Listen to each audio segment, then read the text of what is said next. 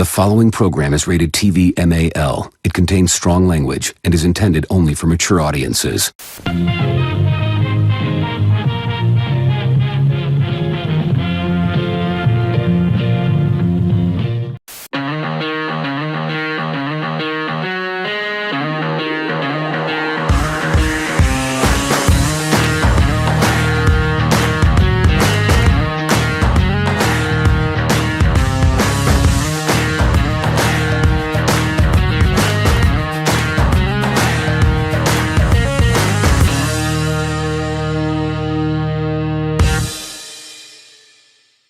Welcome back to another episode of the Butcher's Bible Podcast. I'm your host, Luke. And I'm Ant. Just two blokes preaching the good word of the meat industry. One episode at a time, baby. Nice. Nearly. I'll tell you what, it's weird as fuck doing it that way around. It is, yeah. It's really strange. I was going to about to cut in when and say two blokes. You started saying, I was like, oh, thank God. Two blokes, one episode. Episode at a time. How are you, my brother?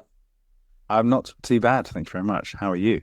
Trying to get this mic fucking in order, but it's just not doing it for me tonight. It's been an issue. Everybody, we apologise. Yes, sorry about this. It's a late comer. No. So, It's been a week since Smoke on Fire. Yep. Before we get into that, we just want to say thank you very much for the reaction that we've had for Charlie's and Dan's episodes. Yeah, amazing. Great response. Great feedback, great response, and we appreciate every one of you. Yeah, if you haven't listened to it and you've already skipped ahead to this Monday episode for some silly reason, go back, listen to them. Fantastic, very educational, very fun, very lighthearted, and they're just two blokes just absolutely razzing it and doing the 110% like the rest of us. Literally doing the best they can with what they got, and they both of them are top tier guys. Quality blokes. Very much so. How has your week been? Have you recovered? Barely, yeah. Yeah, barely. Captain's log. It's been seven days since I've had a cigarette or a vape. Wow. Yeah. Well done. What was it from Smoke on Fire that made you just go that enough is enough? No, I have this odd thing. It just like my body's like, all right, that's enough nicotine for however months or years or whatever. And my brain's like, no, we need this. And my body's like, mm-mm. So the two just, they clash. And then I was like, there's nothing I can do. Well, it's wicked, man. Well done. Yeah. So it's happened for years with me. Like nicotine, it just keeps coming or going. Like it's always a pass and, passes, it will go. But one random day I just won't be doing anything. I'm like, I'm just going to have a cigarette. Tell you what, that's what I did. Not last year, year before. So last year was what, 2023? Sure. Good maths. December 25th, 2022. I was just like, nah. I can't be bothered to have a rollie or whatever. Yeah. And that was it. I've got everything I need to smoke anything that I want, but I just haven't. Just like, I'll do it if I want it. And 2 and a bit years later, nearly, whatever, here we are. No, it's random. But nothing. It's good. It's good. It always happens. I'll be like, a year or something later, and it's just like, I'm gonna have one of those, and I'll be like, this tastes like shit, and I love it. It tastes like shit. Yeah, my mouth tastes like a butt that's been sat in an ashtray for the last 6 months. And I'm like, I love it. It's pretty mad, isn't it? Well done, mate. Proud of you. Thanks, man. Very proud of you. People who quit smoking don't get that enough. Myself included. Yeah. No, it's definitely like one of the hardest things to kick. Like booze, but as soon as you say, I'm going to quit, your brain goes, we need this. It's a bit like a diet, right? Yeah, sure. If you go, I'm going to go on a diet, your body goes, we're going to be starved of something that we want. It's called another addiction, isn't it? It's like, right. So if you change your eating habits or change your, let's say, smoking habits, you go from smoking to vaping or to vaping to those funny inhalers to nothing. It's you're literally just changing the way your brain works and sees things. Yeah. I started eating so many crisps after I stopped smoking. Crisps was my thing. I needed that sort of hand to mouth, whatever. I've eaten a whole Waitrose mixed berry trifle, and Well done. yeah, Laura was like, "Is some of that for me?" I was like, "No, this is You strictly can for go me." get your own. Yeah. And the Cadbury's fruit and nut bar, you know, these extra large ones. Yeah, Yes. that was tonight's. They're freaking bomb. It lasted like 3 minutes. That's amazing. And then I was like, oh, yeah, I'm all right. And then I felt really sick. And then you were That's like, good. should we do the podcast at like this time? And I was like, I'm not sure if we're going to make it. Yeah. Mid sugar crash. Fine. Yeah, I can do this. Yeah. Yeah, no, it's good. Good. Brilliant. Well done. And you work was okay. Yeah, it was dusty. It was right this week, wasn't it? It's fairly warm. Yeah, it's just dusty. As soon as like no rain's around, the dust just goes. Any rain, any wind, it just spirals, and there's like little tornadoes all throughout like the village. The village. The village. Worry village. Yeah. Where we all died. Yeah, so it's good. It's good, but work was just a bit slow because the school holidays as well, isn't it? I thought everyone would be doing their gardens up. I think everyone's in a different routine now, where they're like, right, we've missed out on X amount of years or whatever. Let's go abroad. Yeah. I think that seems to be a lot of people. It's always the first week of summer holidays. First 2 weeks of summer holidays, everyone just fucks off, don't they? It's been quiet where I've been this week as well. Yeah, even Dan said when he was from Dorking's Butchery, he goes, it's just quiet. Very true. He did. Yeah. He said it's like clockwork. You can always get it to the day. That's exactly what he said. Exactly. But yeah, I was just like, oh, fuck, I've never seen this side of like another business like be so quiet. And I was like, what should I do? If I start painting or doing stuff, the dust just sticks to the paint. And you're just like, fuck it. Yeah, what's the point? At least it's not on fire. That's true. And that's very, very true, actually. Silver linings. Silver linings. Silver linings, indeed. But my hydraulics on the 30-ton truck just fucking decided to shit itself. That's good. A day before we were smoking fire, and I needed to get there and make sure all the parts are doing. Anyone would think I'm a fucking engineer. Yeah, if anyone didn't see, Ant drove the 35-ton dumper to smoking fire. Yes. Can't believe you missed it. It was parked right at the on top at the back. Yeah. By the grandstand. Can't believe you missed it. The after party was in the tray. Yeah. DJ and everything in there. Just you and Brett. Me and Brett. Yeah. Speaking of Brett, I can just see his little face poking out from up there. Yeah, man. How sick is his shirt? I think you swapped around about 5 shirts. Maybe. I remember looking down at one stage of the show, and I was like, "This is in my Butcher's Bible shirt. Where's that?" Yeah, or the tie that you're wearing. The tie's here. Fucking. Hang on. That was the funniest thing. Brett just gave that to you, and you were like, "A fucking clip-on?" Yeah, I think it's a surprise me, baby. It is funny. So yeah, I'll probably wear this and now. We did go to Smoke and Fire. If you missed us, where were you? Yeah, there we go. I mean, admittedly, most of the people we're talking to now are butchers, and we saw you. We were there. I didn't see you. I was fucking blind as a bat. Oh man, it started with the burger. What was it? Should we do a burger review? I was like, yeah. Let me just get this in my mouth, and then we can talk about it. Yeah, delicious. And you're like, beer? I was like, I have a coffee. I'll get you a coffee. Beer. Beer. Anyone else for a beer? Oh my god, we waited so fucking long for that coffee. I thought I was going to lose my mind. Yeah, I get. We're from hungry, or from under-caffeinated. I get blunt, which can be seen as quite rude. Yeah. But this person was like, "Are you waiting for your coffee?" I was like, "Yes, I ordered it 25 minutes ago." And Keith was there, being like, "I've finished mine. Can I order another one?" Yeah. I was like, because we got in through the gate, and the coffee was right there at the gate, wasn't it? And I go, Keith's like, I'm going to get a coffee, and John and I, the Icelandic butcher, were like, we'll just go straight to the bar. There's no one there. And then the coffee line had two people there at the time. It had twos of people. Yeah. And then by the time we got our beers, turned around, And then Keith, we were talking to Keith, the editing manager, and then I was like, I finished my first beer and same with John, and I was just like, well, did you order a coffee? He's like, yeah, I did. And I was like, that was like 15 minutes ago. And then It was pretty mad. it was like, what's going on? And They were very overwhelmed. I bet as when they pitched up, they were like, "Fucking yes!" Right by the gate, we're gonna get so much business. And then they were going, "We've got so much business. What do we do?" Yeah, exactly. Really overwhelmed. And yeah, it was pretty fucking crazy. That's why I wasn't sticking around waiting for that coffee, because you're like, I'm gonna get a coffee. I was like, I'll see you in like an hour. Yeah, that's what it was like. It was pretty fucking crazy. But yeah, to my morning before you say what your morning was.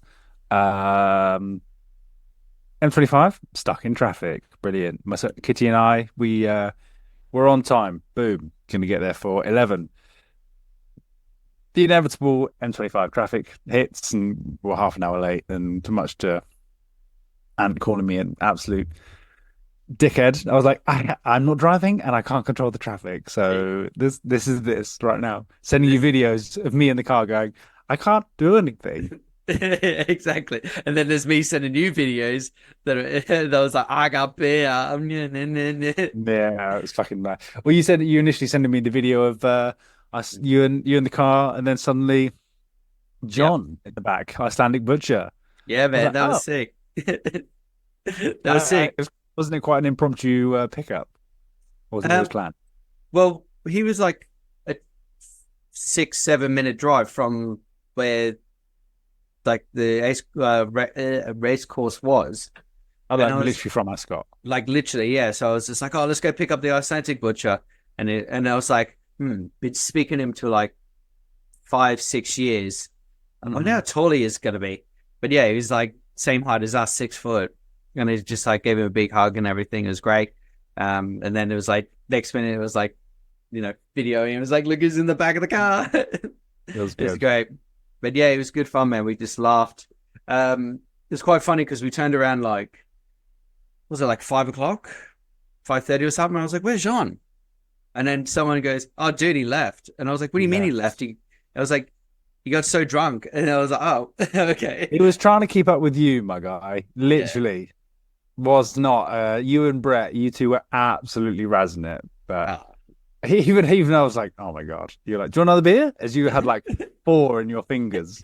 I was like, I'll get one. Yeah, sure. I got 4 for you. Here you go. Yeah, it was great. Madness. So it was great. We turned up, saw Keith. Keith was there. First time meeting Keith. Yeah. Great guy. How many times he said? So he's fucking funny, man. He's so dry. I don't know if he's actually taking piss out of me or not sometimes. And he gets my humor as well. And the fact that he was going crikey all day as well really hit home. I loved it so much. Yeah, he's a shit cunt. Massive shit cunt. And I love him. He's so good. Yeah. And he loves what he does. Yeah, he's very good at what he does. He's very good at what he does. He's nice. In small doses. Yeah, loads of food places there, wasn't there? Yeah. You had Korean barbecue. You had the lineup for that Korean barbecue was out of control. Oh, I know. Bao buns. Yeah. The Greek gyros, which Kitty was very happy with. I was very disappointed by. She was like, my people. Yeah, people, look at me. This is my people. Yeah, but there was an Australian one there, and I was like, oh, like the Bry barbecue, wasn't it? Yeah, but Bry is South African, not Australian. And then also it was like Outback or something. I was just like, have you got crocodile? No. Have you got like kangaroo? No. Emu steaks? No. Like it's just pulled meat and like barbecue kebabs and skewers and everything. I was like, dude. No shrimps on the Barbie. No shrimps on the BBQ. No. No. So I was just like, well, what's the point of having like an Outback place if fuck it. I'm not going to argue with this woman. Also, she was extremely ripped. She had like 2% body fat and fucking arms bigger than my neck. So I was like, we're going to fight. Yeah. Might do it later. Was she Australian as well? I don't know. I think she was South African, perhaps. But it, like, I said I might come back and fight her after like my 100th beer. Yeah, which you did, and we'll get to that. We'll get to that later. And it's gone on the Patreon, that one. Yeah. So obviously everybody made a beeline up to the was it the barbecue alley or something where the butcher was. Yeah. Other end was great, had all the street food, music, but Music. what we really wanted to get into was a little butchery. And man, boy howdy, was it a real worlds coming together, a conglomerate, collision. Yeah. What else? Of butchers. It was just Instagram in real life, as Ben Tyndale said. Yeah, that's a good representation of it, wasn't it? It was the maddest thing. So crazy. It was mad. It was madness because it was like people in the distance or people next to you, and you're like, oh, you're like, oh shit, I feel like, oh yes, hiya. What I realized was, we'll get onto your first impressions a bit. You were like, that's so and so. That's so and so. I was like, I don't know what anyone looks like. Yeah. I don't know what I thought, but Harry, a butcher, Harry. He's tall. I suddenly realized I was like, yeah, I recognize him, but I wasn't like, that's Harry. It was just the maddest thing. If you put John, a Stanley Butcher, in the middle of a crowd, you couldn't pick him. Yeah. Now, I'm like, he's taller and blonde. Maybe choose him. He's a ginger. Yeah, but once you suddenly clicked into it and you start looking around, you're like, oh shit. Yeah. Like there was a bunch of people there. It was absolutely amazing. What was your first impressions walking up to the old? Which, admittedly, I must say, this was the inaugural Butcher Wars event in the UK. Is it, or has there been one before? There's been the Scottish Butcher Wars, but I don't think it was as big as this per se. I think there should have been a before. Bigger tent, bigger. There should be a bigger sort of. It should be squared instead of triangular. Yeah, I'd say so. Yeah, more space on stage. It could have been more of a thing. It didn't take away from the actual content that was being produced on stage.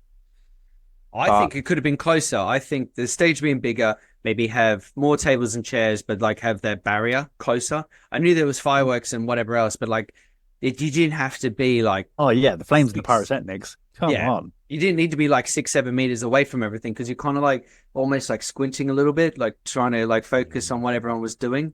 But that was it. Like that was the only criticism. But like, what was your first impression walking up there? I was just hugs and kisses. Seeing the old Butcher Wars freaking. I've got a moth in here that's trying. I know. I got one in here as well. I'm just like, is that my screen or yours? Am I hallucinating? No, it's mine. So some phantom moth that keeps on transferring between myself and you. And when you saw everybody, when you suddenly clicked and started looking around, it was all hugs all around. The initial look at the place, I was like, it's beautiful. We got stalwarts, we had geezer knives, you had Waz's Sauce Hut, fucking legend, and then you had like Smoky Rebel, Alton's Barbecue, all of those, like all of the communities, all the people that we know and love and see on there. And then you got like dead smack and bang in the middle was literally every person Instagram just in real life, like Ben said, it was really nice. We saw Harry, Tom Dean, you had the Icelandic Butcher, you had Westy, you had Brett Law, Shannon Walker, Gary from Squealing Pig. You name it. The list goes on. Everyone was there, especially the guys from Tonga and the Wolf Pack as well from Germany. Craft Butcher. Yeah, Chris, Craft Meat. Breaking Brisket and her mate. Yeah, mate, she's cool, man. We got a really exclusive interview with her, which was fucking sick. It was madness. Simon and so many people. Simon, Ben, Shannon Walker, and then we had the Scottish boys as well, Ricky and the son duo. Ben. Ben, brilliant. But it was just really nice because it's like all these people who we speak to daily. All of those people were people we spoke to daily, and it's just putting the image from screen to what their faces look like and what they're like. Some of their voices sound like, but it was really nice because it was just hugs all round and kisses, and it was just like, fuck yeah, like, nice to see you finally. When I first saw Brett, it was just big old hug. Shannon Walker, just big old hug. And it's the same like the Wolf Pack as well. They were just like, oh yeah, it's like trying to handshake and everything else. It's like, no, give us all that love. Give us that winning mojo, baby. And they were like, okay. It was really nice. But it was like, it was good to see just the atmosphere, and everyone was just so fired up for it. And it's true. Like, even if the crowd weren't really G'd up for the actual Butcher Wars, everyone else was. Yeah. Everyone else matter. People within the trade were psyched. Yeah. It was great. And I was so proud of everyone as well. The turnout for it was just fantastic. Yeah, everyone who competed in the actual wars themselves, you did yourselves an absolute service. It was incredible. Definitely. And the team behind helping out the Butcher Wars as well. You know, you had like Barry Green, Ben Tyndale was helping getting the displays in and out. Dude, he's everywhere. Where has he been this week? Somewhere mad. I don't know. Doing some barbecue festival. I don't know how he has the time and keeps on a full-time job. No, exactly. You know, he is everywhere. He's a very busy man. Tis the season for Tyndale. I'm going to call him. I'm going to be like, how do you keep this all going? Because I'm going fucking crazy. Yeah, exactly. Yeah, you're probably a good person to it's true. ask about it. Yeah. No, it was really cool. Like, the funny thing is, I was DC when we first saw DC as well. Oh, shit. Yeah. You're like, here he is, the fucking cunt, just literally dropping C-bombs. And yeah, I love him. He loves it, man. He's like, what an intro. He goes, it don't get better than that. But it's funny that I turned up with the dog, and he was like, I recognized the dog before I recognized you. I was like, how fucking is it? Okay. Cheers for that, mate. Yeah. Cunts. That's why I said it. But it was funny. It was that initial bit as well. I said to DC, because he's a shaker. He likes to shake people's hands because he's a single child. You know, he always says he's an old boy as well, isn't he? He's like at end of every day, shake someone's hand. Good job today, well done. But he was like, I give him hugs, and he's like, oh, this is as far as it gets, you know. Anthony, as he calls you, Anthony. Yeah, Anthony. But it was like he shook John's hand, and I was like, "Do you know who the fuck whose hand you just shook?" And he's like, "Yeah, since the Icelandic Butcher." I was just like, you should have gave him a hug." And he goes, "Absolutely not." I was just like, fuck yeah. Not a hugger. Yeah, not a hugger. I'm a single child. I was like, oh, it's a terrible excuse, DC. And then we saw John as well. Butcher John, number one. He was there with his wife. He looked like he was having a good, mild time. Yeah. He was great to see him, because last time I saw him and Harry, Tom, I think it was like 2 Sizzle Fests ago. It's like 2 years ago. That was the last time I saw them boys. And DC, I think, but I speak to DC as much as I speak to you every day. Yeah, it was so mad though, the amount of people that were there. You were like, did you see Ramsey? I was like, yeah, of course I saw Ramsey. No, these are all the people that were just dotted around. I was like, I'm not going to go, me, I wouldn't, you would go up to them and be like, hey. And they'll be like, who the fuck are you? Like, fake duck butchery. It sounds weird saying it out loud. It's not like Simon the Butch, is it? I'm Simon the Butch. Yeah. He is the person. That's him. Tyndale as well. Yeah. But then we get to see Big Jason Moore as well. It's finally nice to fucking meet him. Oh, there's so many people. I'm just going to whiz back through my pictures, and it's just so good.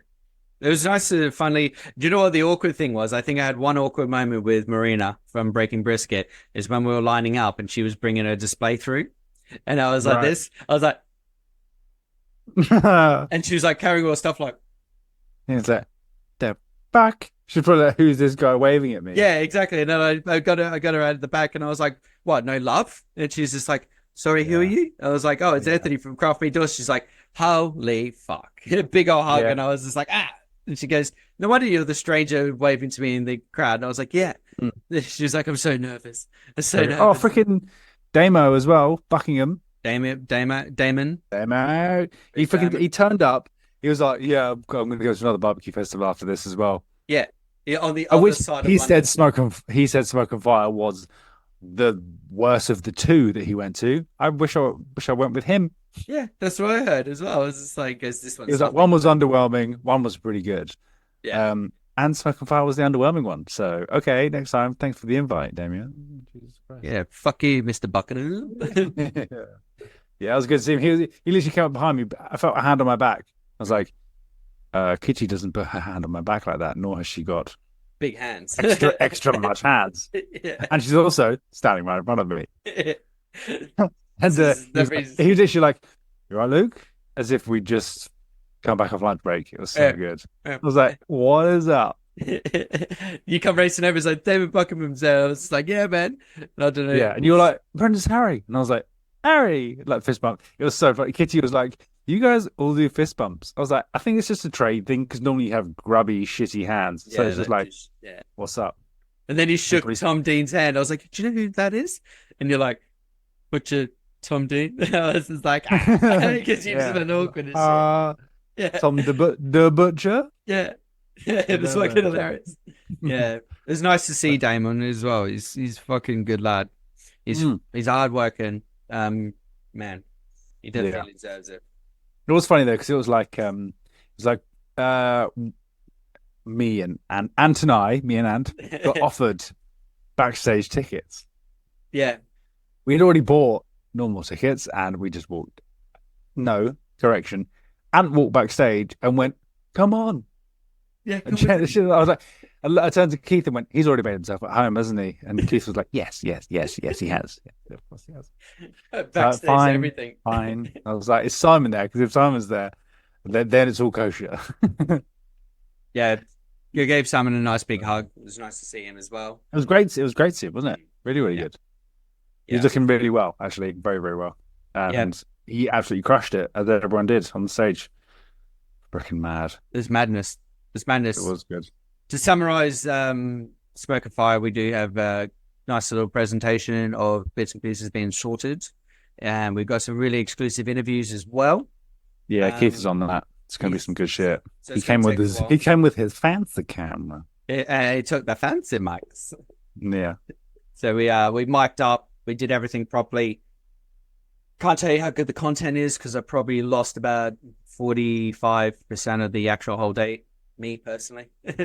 Oh, you did? You can't remember about 45% of it? Yeah, no. That's so good. So it'd be interesting to see what kind of content comes from that. It would be, yeah. And shout out to Ellie Leonard. Saw her again. She noticed the dog and the t-shirt before she actually knew who I was. Exactly. She was like, "I reckon that's Luke right there." Okay, cool. Yeah, and thanks for coming up to me either. I was going somewhere. She was like, "Where's Ant?" I was like, "I actually, gonna be honest with you, I do not know." It's quite funny. Yeah, because she messaged me, goes, "Oh, I know it's like short notice or anything. Are you at Smoke and Fire?" And I'm like, "Yeah." Why aren't you here? Yeah, it was good. Yeah, we had a bunch of conversations. We had a chat with Woz. Yeah, love him. Yeah, Smokey Rebel as well, but that was just catching up kind of ordeal. It was. Yeah, I was talking to Mickey. Talking to Mickey a lot. Tried to get him with Russ, but the actual Smokey Rebel. But he was over on the barbecue stage with the big K. Yeah, he was doing the K as well. So he was over there in and out. So I'm gonna try and we should try and get him on. It was an opportunity to get him on. It was quite a well organized day, but it was a bit hectic because there were so many people just zooming around everywhere. So you're just like, oh, exactly. It was no sort of like, let's do this. Let's sit down and have a chat. Yeah, definitely. It was a bit hard as well. Like there was hardly any seating around. Like apart from those picnic benches, there's not much else, was there? There wasn't really, not even like in the food court area. It was just like you get your food and then you wander off to somewhere else. And then if you go to the other side where the music was blaring, you couldn't have a conversation anyway. So it's true. So it was just like it was quite odd setup. Also, I don't think they sold as many tickets as they wanted. Perhaps I think they might do next time. But what's this? How many years has Smoke and Fire been going on? I don't know, a few years. They've got one in August in Malden, which is the eastern side of London, which is literally where the Malden salt comes from. Exactly right. Yeah, very true. Yeah. So it's going to be there. There's no Butcher Wars for that one. That one's there's no Butcher Wars. That's a barbecue war, isn't it? Like a barbecue contest. That's hosted by Matt Black as well. He was here in Dorset just on the weekend. From Tenacious D. No, idiot. No, that's his brother. That's his brother, Jack Black. Okay. Yeah, right. Yeah, right. Yeah. I also want to have a shout out with Big Green Egg. Yes. To Paul, Hampshire Barbecue. I had a really good chat with him. Mic'd up or not, I can't recall. But yeah, proper guy. Really lost 15% of my day, he says. Yeah. And no, because there was so much like mic on, mic off, mic on, mic off. So I was just like, Keith, what the fuck, bro? And he was like, like, electronics. He was like, it's just gonna happen. This shit happens. We'll fix it in post. He kept on saying, I'll make it look sexy. That's what he kept on saying. It's a hand gesture as well. Yeah. Don't worry about it. I'll make it look sexy. I was like, okay, fine. Whatever you want. That's good. Yeah, it's pretty fucking rad. Tim, had a good chat with Tim. That wasn't mic'd up, but he's well up for coming on the pod. We really want to get him on. That'll go down really well. Absolutely. Love that bloke. So many people wear stalwarts, aprons, top quality gear, and he deserves it. He deserves all the publicity that he can get. 100%.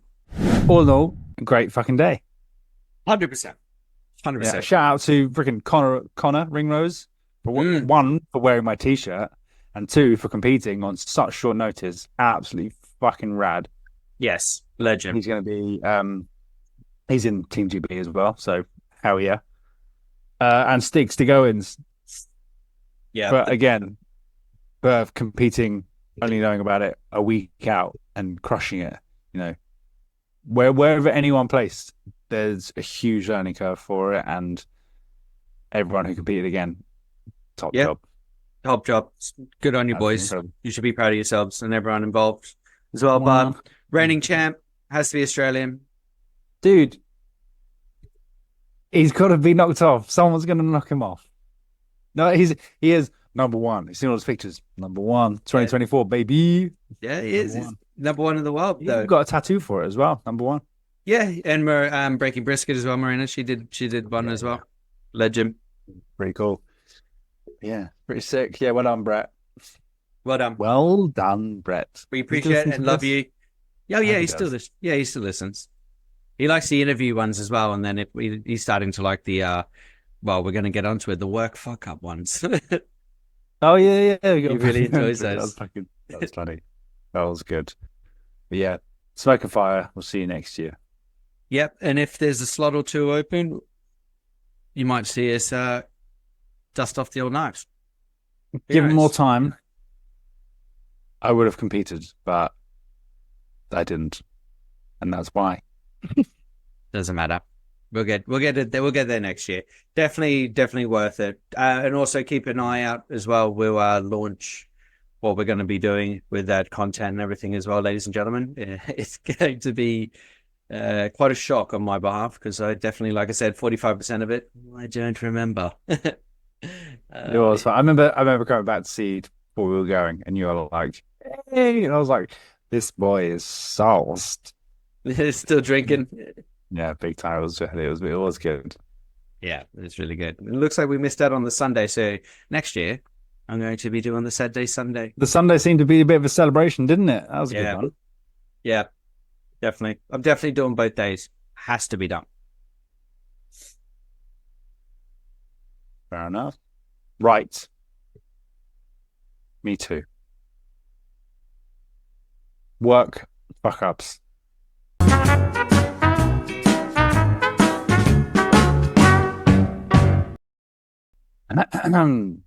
Number one, from William Callahan.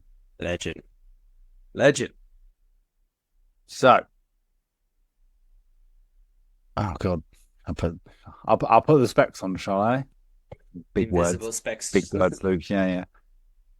So, a couple of years ago now, when I was a Saturday lad, I picked up a few shifts making sausages. On the run up to bonfire night, we did a pork, apple, and treacle sausage.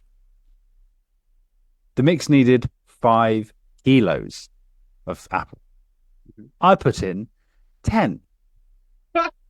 That's good. It's a good start. Good start. Double the amount of hydration. Double the amount of everything. Here we go. And when we cooked them off, every single one exploded. Whoa.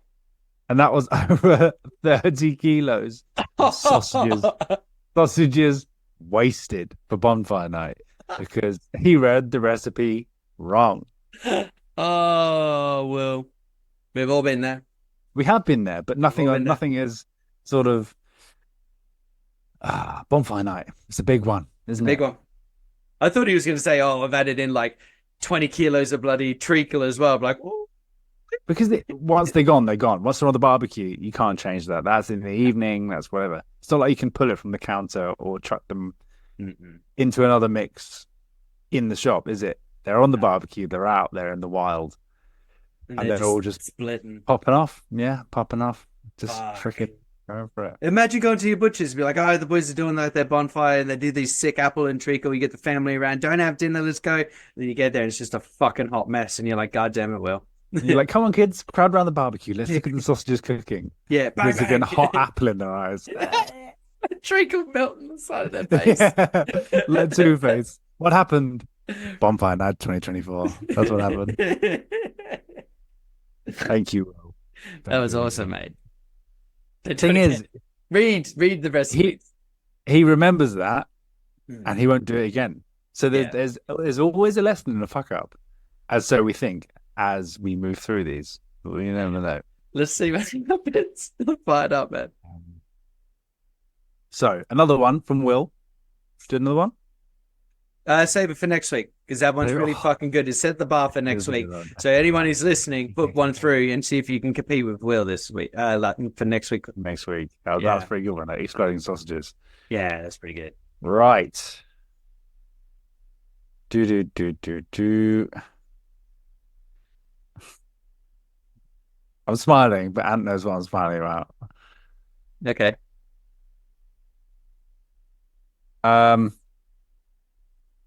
What one should we do? Rodney? No, do Wiggy. Wiggy's one. I mean, you sent these through to me. Okay. It says boys at the beginning. Boys. About 1,000 exclamation marks. I'm emailing in my fucked up work yarn. Or is it work fuck up, not fucked up work yarn? What am I getting into? I haven't read this one. Just read it. This one's got me in it. Okay, right. I just started at MB Wilkes. Is that where you work? That's where I work, yes. Should we have edited that out? No, because this is the boss's son. Okay. On the second day, I was tasked to clear a lake, which was full of polystyrene. For one, that is a big no. Microplastics. We all know about this right now. Yep. I asked for some help, and guess who comes along? Ant. And it says, ha ha. Here we go. We both had no experience in lake clearing, but we got stuck in. An hour in, we were both mindlessly bored from scooping the plastic out, and the only thing keeping us going was decent conversation between the two of us. We started brainstorming ideas to make the job quicker, coming up with the Basking Shark 1.0, which was a huge net with weights. That sounds pretty sick. Yeah, these were genius ideas. Was it yours? Were they yours? It was both of us. We're just like, this has got to be the easiest solution to fucking getting this polystyrene out. And then we were just like thinking of names to create this thing. And I was like, we're just calling it the Basking Shark because they swallow like all the plankton and everything as whole. So I was like, yeah. why not? So good. We were gassed once it was built, and we gave it a bash. It went terribly. We then started scooping again. By the second day, we come up with another idea. Basking Shark 2.0. I like that. It's an original idea, that is. Thanks. Which was a slightly smaller net with less weight, so it could be dragged on the back of the boats. This boat was fucking horrendous as well. It was rotten. It had this electric outboard as well, and it was just like it could go like 4 or 5 miles, and it would just So we were like, all right, we can't make the net too big because it'll gather too much. Anyway. Mm-hmm. We both said to each other, this is it. This is going to work. Yeah. I can hear it in your voice. I can. It was worse than the first one. Back to scooping it was then.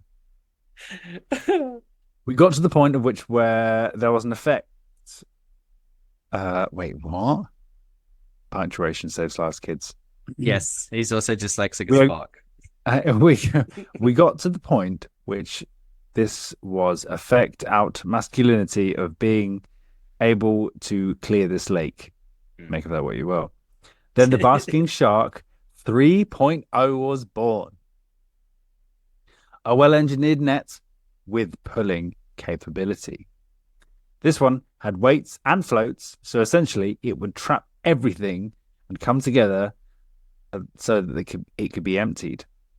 We set it up, and we were both so confident it would work. Imagine you being like, "This is the one. This is it. This is And you're it. like, this is what we're being paid to do." Exactly. It's taken us fucking days. Yeah. It was time to go and see. We started pulling it. I've never seen such a disappointment in Hans' face, but it didn't work. And the realization of what we were going to have to sit there in this shitty boat and scoop all this poly out of the lake by hand. We had already wasted a couple of days by this point with these amazing, in parentheses, amazing ideas. Speech marks, sorry. That afternoon, the morale was low. We both found out we fucked with 50 Cent. So that got us through the rest of the job. 5 days and 10 dumpy bags of polystyrene, and the job was still not completed, but we had to move on. Yeah, 10 dumpy bags is the 1 ton bags. We filled up 10 of those of just polystyrene in this tiny rotten boat as well. And then we made assuming the polystyrene, just when it gets loose, it just flies off and gets stuck in the water, doesn't it? It just gets stuck everywhere. There's all mangroves and trees and everything. And there's just like a whole lake just full of it, like from the brim. So when you're scooping, you can take decent scoops up, but then it started thinning out of stages. And I was like, we got to think of like a netting system or something. The basking shark was what we came up with, but none of it fucking worked. So we just sat there for days just scooping this stuff. And I was like, what music you're into? And then we like settled on 50 Cent and was just like singing along to like Get Rich or Die Trying. It was great. It was great. That's good. Oh, the thing is, that's not a fuck up. I don't see that as a fuck up because you guys didn't throw that polystyrene in there. No. If the person who threw the polystyrene in there came on and said, I just dropped 3 tons of polystyrene into the water and had 2 boys clean it up, that would have been the fuck up. That would have been the fuck up. But we just, it was just fucked up. It was fucked up. It was just fucked up. But it took us days. Yeah, I'm sorry. That sounds freaking awful. It was. Right. Next. What should I do? You have one on audio, do you not? We'll save that one for last. Do Tom. 2 times. Then DC and then Rodney, I reckon. Yeah. And then the audio one, which I think everyone will really love. So, work fuck up. Which one should I choose? This one.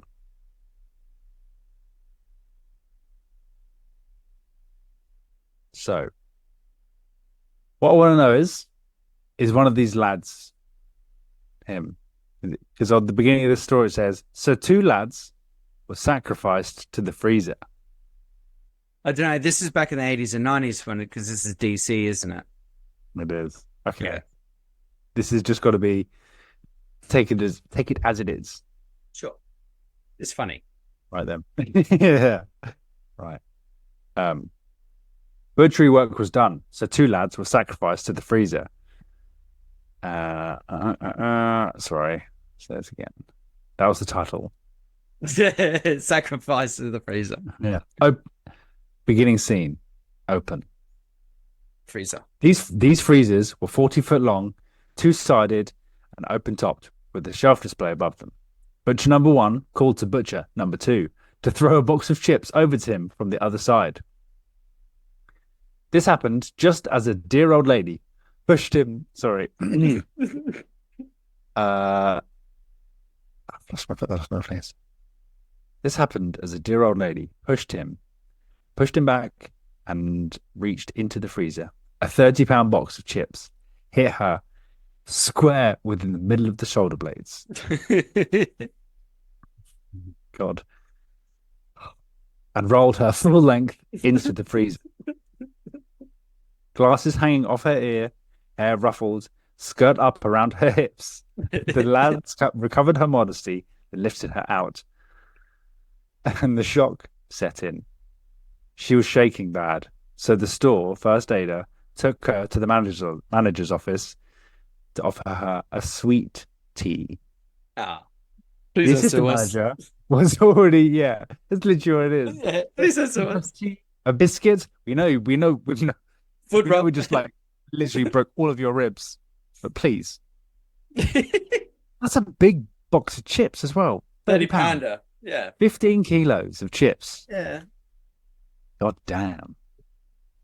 The assistant manager was already in there bollocking the lads with tears rolling down his cheeks. The sight of the old lady had him laughing uncontrollably, which got him a bollocking off the real manager. Nice. Jesus. Just hit an old woman in the back with the 15 kilos of chips is fucking black. In a small shop near me, I heard through secondhand, someone tripped up. Oh, someone was restocking the shelves who worked there with a basket of the products that were being refilled, let's say. Put it down to refill, and a customer tripped over that basket. Right. And it's just not, it's like one of those things, isn't it, where it's a totally involuntary sort of like thing where you go, oh my fucking God, to either find it funny or horrific. Yeah. To see an elderly lady being absolutely flattened by a 15 kilo, 30 pound box of chips, fried. Frozen as well. Frozen. Bitch. Just... and here's some hot sweet tea. Chuck me them chips. Yes, mate. Imagine that. Because everything would happen in slow motion. They'd have left his fingertips and he'd have gone shoof, as this old lady pulled him out of the way to lean into the freezer as she gets absolutely battered. She got slaughtered. Jesus Christ. Oh, that's a good one. That's a good one. That is a fuck up and a half, isn't it? That is a good fuck up. Even to be throwing things around where customers can actually be around, it's just not good at all. It's not good. Don't do that. No, unless you want to. Unless you want to get sued, then go for it. Yeah, especially if you're in America, because they sue for absolutely everything. Yeah, of course. You get it crazy, innit? Good one, DC. Very good, DC. We'll save his other one for next week. Next week, let's pray in that one. Next week's shaping up pretty good. Same with this week. Right. Butcher Tom the Butcher. Should I choose one? They're quite short. Or should I choose two? Do two. He deserves it. All right. He's a legend. Okay. So, work fuck ups. When I first started in butchery, I was let loose with a cleaver to cut chickens into breast and leg portions. And I cleaved straight through a display tray. It's almost something so simple, isn't it? Like chef's kiss. Where you just go, kapooyah, straight through a tray. Especially if they're the plasticky ones, not the black ones, yeah. Yeah, that's just... I dropped it on the floor. Yeah, it's so sweet and so simple. And you're like, okay, right. Why is the chicken the same angle as the tray? What happened? I dropped it. So good. Some microplastic with that big bad boy. Yeah. Funny. Because I've done it before. I've done it myself. Where you go, I'm just going to try and chop this or cut this on the tray, and then you end up fucking up the tray as well. Fuck it up. Here's another one. When I was a manager, there were some boxes on the floor, and instead of this guy, one shall be spoken about. Yeah. Instead of breaking them up by his hands, he decided to try and jump on the boxes just to squish them instead of putting them apart with tabs or whatever. He was warned, don't jump on them to squash them. You might hurt yourself. Can you imagine that? A butcher being told what to do? Yeah, imagine that. Yeah, fuck off. I'll do it my own way, thank you very much. Yeah. And subsequently, he jumped on them and he fell straight on his ass and sprained his wrist, and apparently it swelled up like a balloon. So that was good. Oh, can't be using them big bad boys for a week. Serves you right, you fucking... Oh man, that fucking sucks, that. Yeah. You imagine, oh yeah, I'm going to be smart gun and I'm like going to be breaking I've done it, mate. I've fucking done it. I've had someone be like, don't do it that way. Because I in the catering butchers that I was at, I stacked up too many trays of gammons. I used to get these decut gammons in. I used to take them out of the boxes and put them onto like the bread crates, the brown bread crates that you can get. Yeah. I spent like 6 or 7 in a tray, how many I can squeeze in. it was always no higher than chin height, right, for any stack of tray. Yeah. So you can see what's in the top one. Also, it's not above your head, and it's not going to fucking kill you if it falls over. Me being 16, 17-year-old kid, pulled, got a meat hook, put it around the second, third one so you can help pull it along, as well as holding the top one. Yeah. It was well over 7 foot high, my dude. Oh, wow. And it got caught on one of the integrated floor drains and just all. Luckily, it didn't fall on me. It just fell sideways and stumbled down. There we go. Yeah, That's the your floor way. manager. Yeah, the floor manager came down. I was like, "Oh, is that how it is it?" No. I just never felt like an absolute idiot because obviously he wants to do well. I was like, "No, of course that's not what I meant to do. You absolute piece of shit." Yeah, But I was like, "I'm so sorry. I'm so sorry. I didn't mean to do that. I was just trying to do the job quicker." And and now we're gonna mess. It's a hot mess. And he was like, "Oh, so it's your break?" He was like, looking at his watch. "It's your break now, isn't it? It's best you get this cleaned up before you go." And then he'd come back. I go on my break 10 minutes late, and then I'd have to come back early as well because he'd be like, "Your break finishes now." And I've only been on break for like 5 minutes. Yeah. Yeah. Those were the days. Dickhead, bruv. Dickhead. Fucking. No one liked him. No one liked him. No, usually not. I think about him regularly and how much I would like to go. I race you on boning out a chicken or something like that. I race you, bro. Yeah, look at me now, motherfucker. Yeah, Probably dead. Humble brag. He's not dead. I've heard that he's still alive. Anyway, moving on to the next one. Sorry. That was me being a bit sort of.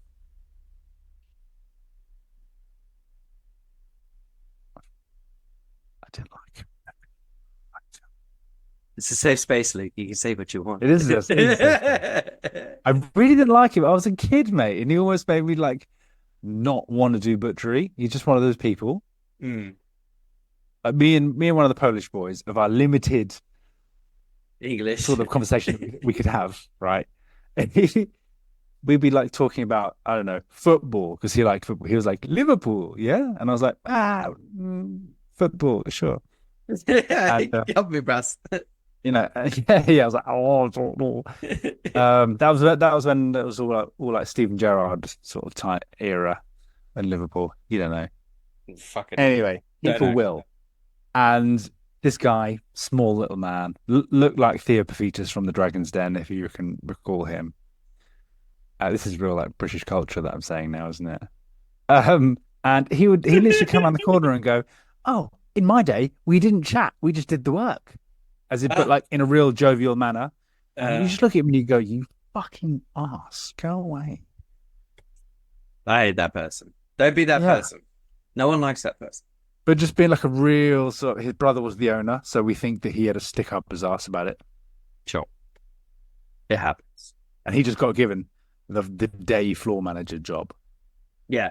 No experience, no communication skills, doesn't know how to handle the predators, might just get a slap. He deserved one. But, it made me the butcher I am today, so I can't knock the experience because it was just a bit crazy. Anyway, moving swiftly on, Anthony. All right, moving on. Next one. Timmy's here. Timmy. This isn't strictly about butchery, but it is a work accident fuck up. Yep. Shout out Timmy. So, I worked at a nursery. They had decorations and stuff hanging from the ceilings all the time. They had some big cardboard fish hanging one time, and I walked into the pointy bit with one of my eyeballs. They got stabbed, and I couldn't open my eye. I can imagine that as sort of like just a fish hanging there for months, weeks. Yeah. And then he just one day he goes, yeah, sure, and he goes, doink, and it's right in his stuck in his eye. Jesus, and he's there going, surrounded by kids, so he can't kick off. Right, and they're all screaming and yelling. He's like, I can't do anything. Yeah. I couldn't open my eye, so I went to the opticians, and they sent me to the emergency eye clinic in Bournemouth Hospital. Nice. Wow. Big time. They said I'd scratched my cornea in front of my pupil, and I had to have eye drop medicine stuff. Oof. I've had something similar. I was sharpening a knife on one of those whetstones, and the tip of the knife got hot. It got hot because I was just being a dick and was like keeping it on there way too long. It was like a water-cooled, horizontal, circular whetstone. Yeah. I was just fucking about. And you fuck around and you find out, right? Yeah, exactly right. Yeah. Fuck around, find out, bitch. And literally, this bit of metal, I was like, cool, that's getting hot, as the very end of the knife was glowing. And it just went, phew. Oh. Luckily, it was a bit that wasn't hot and caught me straight in the eye. And I was like, you bastard. And then I was like, you bastard. I couldn't open my eye. And turns out a bit of metal went down under my eyelid. Oh. So I also had to have that eye drop medicine stuff. I dropped medicine. Serves me right for being nice. An absolute twat. Oh. And there was an update on that as well. I went back to the opticians a few weeks later, and they told me I need glasses because that eye is trash. They couldn't tell me whether it was because of the fish stabbing or not. Oh, brilliant! Oh, big Timmy Coulson, legend. Thank you, Timmy. Yeah, he's a drummer, no? Yeah, he's the God Eater UK drummer for a death metal band. Love a bit of death metal. Fuck yeah, he's sick, man. You should check him out when I'm up in my fields. When I'm down at my dumps. Play that metal and take me to the field. Yeah. Come on, Timmy, take me to the field. Take me to the sacrifice. Oh, you have one also, do you not? What?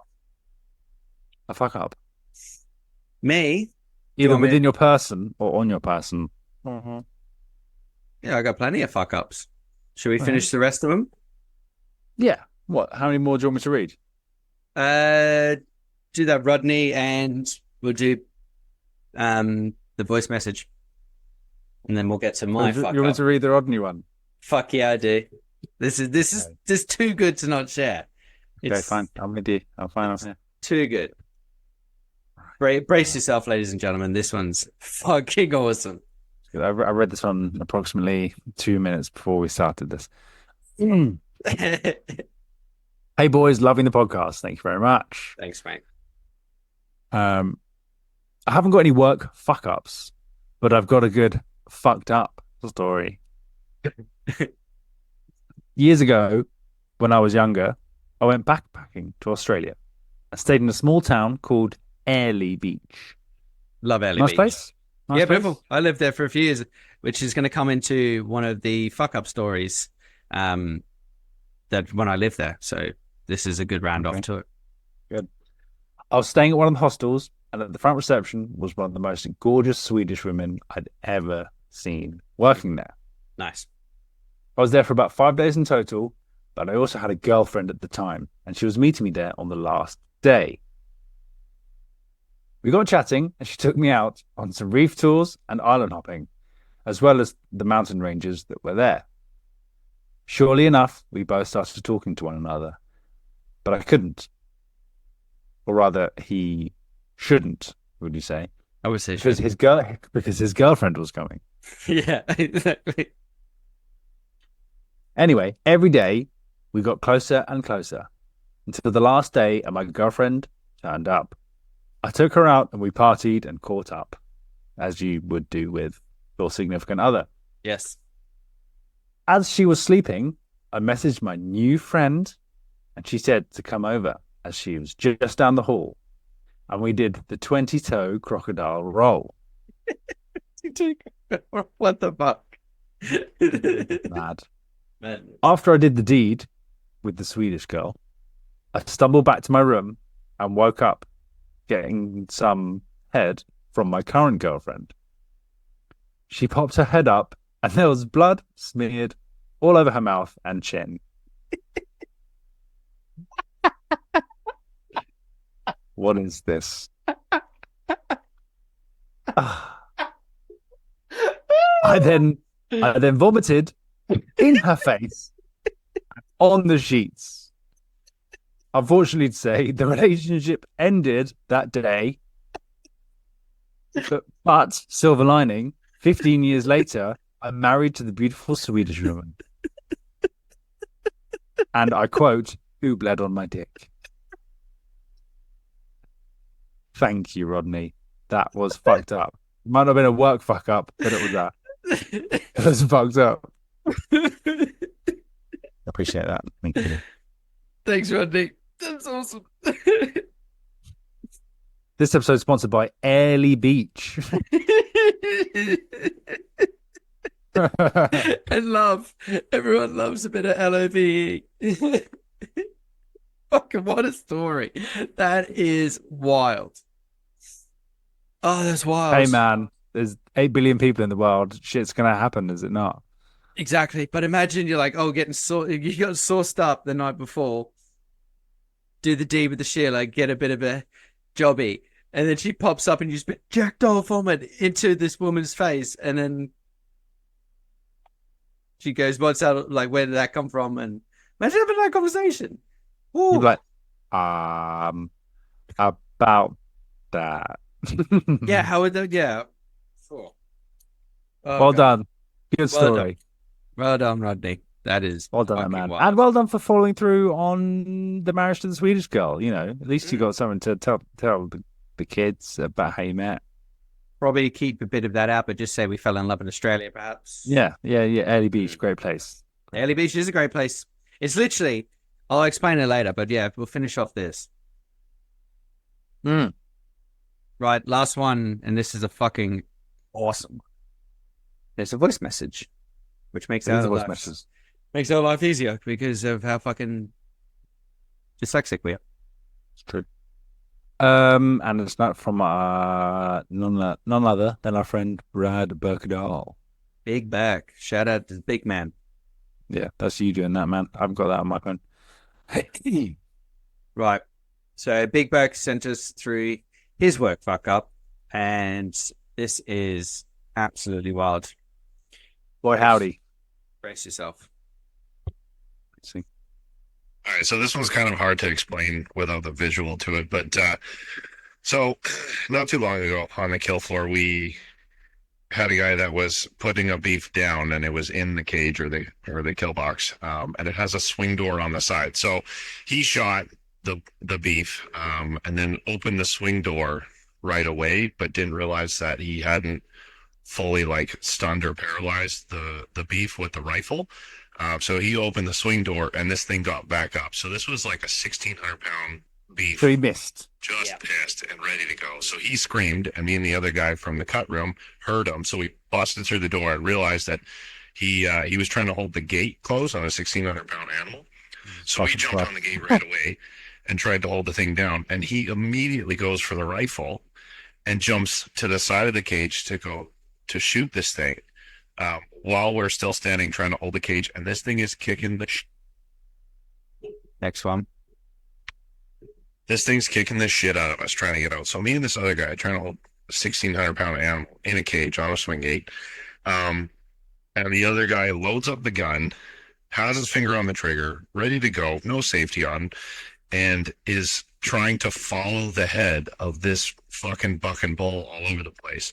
So he's holding the gun, aimed, and like swinging back and forth in like a 1-foot radius. So my head is about like 30 centimeters away from this bull's head, and I went, I'm not okay with this, man. Like, if you fire just 1 inch the wrong way, I'm getting fucking hit by this thing. And he was like, that's okay, I just wasn't gonna tell you. So yeah, long story short, he ended up not firing. And the other guy somehow managed to kick his foot and get the lock back on that swing gate, and that thing got stuck in there. But fucking terrifying. Almost got shot on the kill floor. Woo! Woo! Can't even comprehend what that would have been like. You're not stopping an animal. You're not stopping that size of beast from doing anything. No, exactly right. That is fucking awful. I've worked with cattle, working them through a race, and when they try and open a gate, mate, you're not fucking stopping them. No, you just got to get the fuck out there or climb up if they're coming for you. Oh yeah, that's like being hit by a car. Which one that's pissed that you have? Apparently, I feel like it's been shot, so it doesn't know what the fuck is going on. Just that noise as well would have just disorientated it, and they just wouldn't know. Well, it must the have fuck's been going hit on. by the other Renegade bullet that he missed the freaking like money spot. Yeah, the money. Yeah. Oh, that's intense. That's on another level though. That one. That's a wild, wild, wild one. The thing is, do we send that? Is this to Brad or is this the person he worked with? Because Brad didn't fuck up. But Brad told us the story, so I think That's true. yeah, it's a good story. Fucking love it. It is. It is.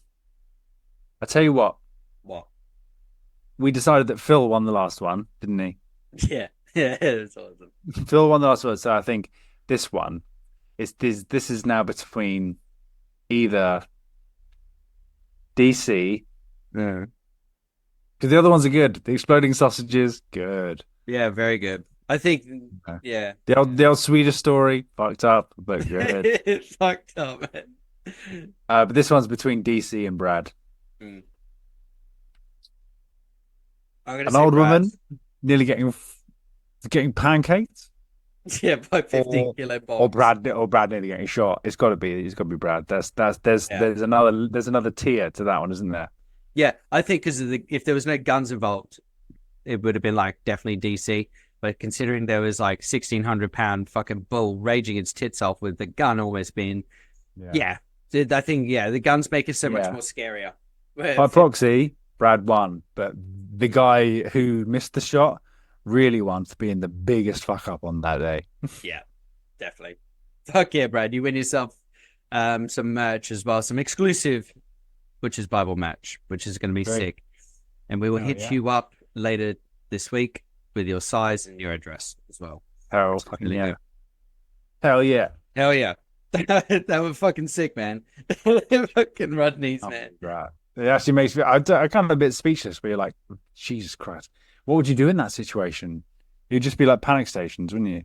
Which one? The old lady getting hit? Oh no, that one you'd be like, oh my fucking god.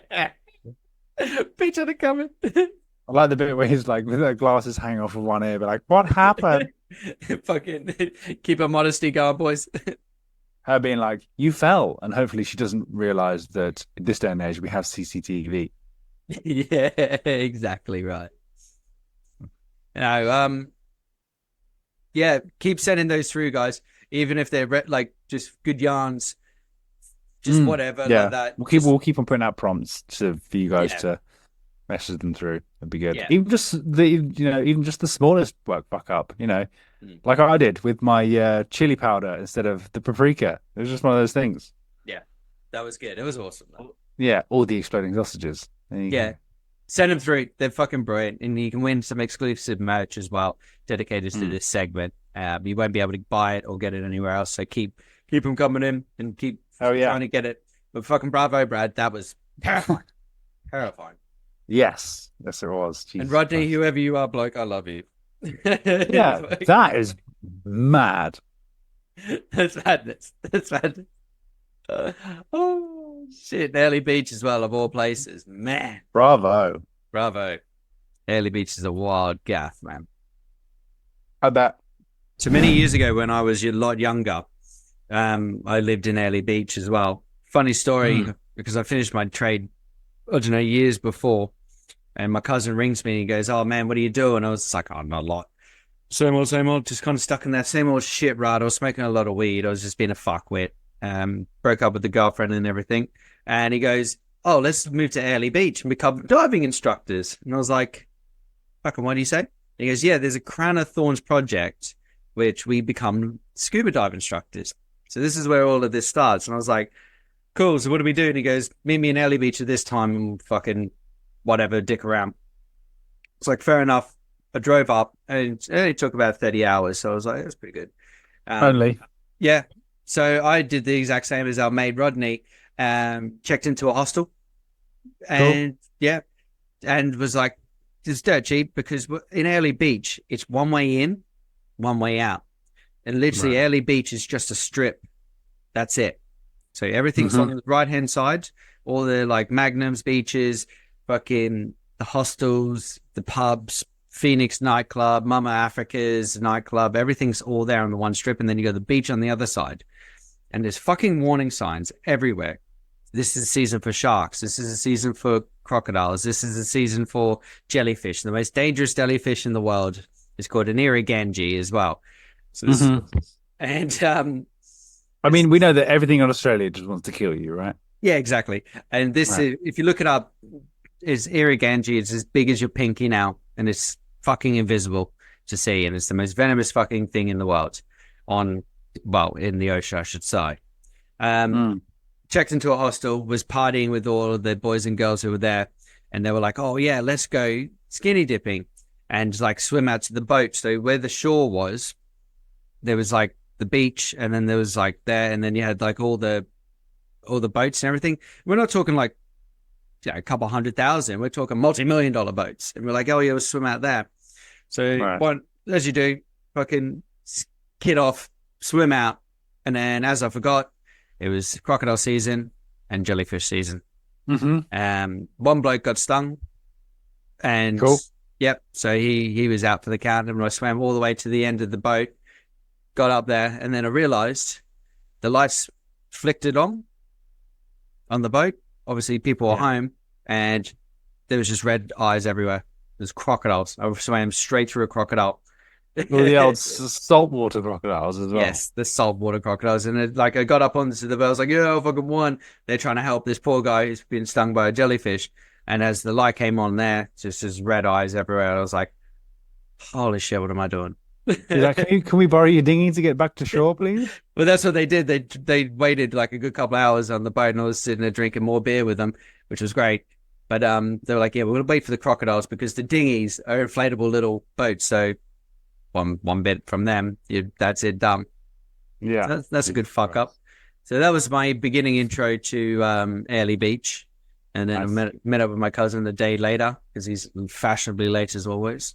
But yeah, look it up if you're also going traveling to Australia. Airlie Beach, it's beautiful. You got Bowen, which is the mango state as well. And what they're known for. They have a giant, I don't know how big of a mango. It's like a big statue. I don't know how big it is. I think it might be like 30-foot mango that they've crafted, and it's pretty cool. Oh, so not real? No, not real. No. Fucking hell. I was like, why haven't I heard about this mango before? It's like the big pineapple or the big prawn in Australia, or it's like that. But they got like a giant mango there as well because it's the mango state. Fucking beautiful. Like the mangoes in there, it's just incredible. Yeah. So yeah, I almost died that time. Good fun. Good fun. And then I've got many other death stories that come along with that as well. Wouldn't say that was a work fuck up, I would just say there's a general fuck up. I mean, yours have definitely revolved around the ocean recently, from the one with your failing mask, that one. Yeah. To this one now. So I'm excited. It wasn't a failing mask, it was a failing O-ring inside of there because of the pressure depressurizing. That was it. Yeah. The mask was just collateral damage. Yeah, 100%. But yeah, I got a handful of other great stories, especially living on a pontoon as well and almost dying that. So that can be next Monday's episode. Same place, but Airlie Beach. This week or this month. Congratulations, Brad. That was yours. Well done. Yeah, bravo, mate.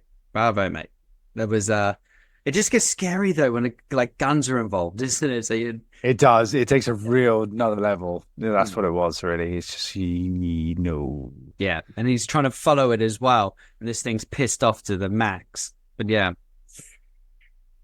Congrats. Oh, fuck that.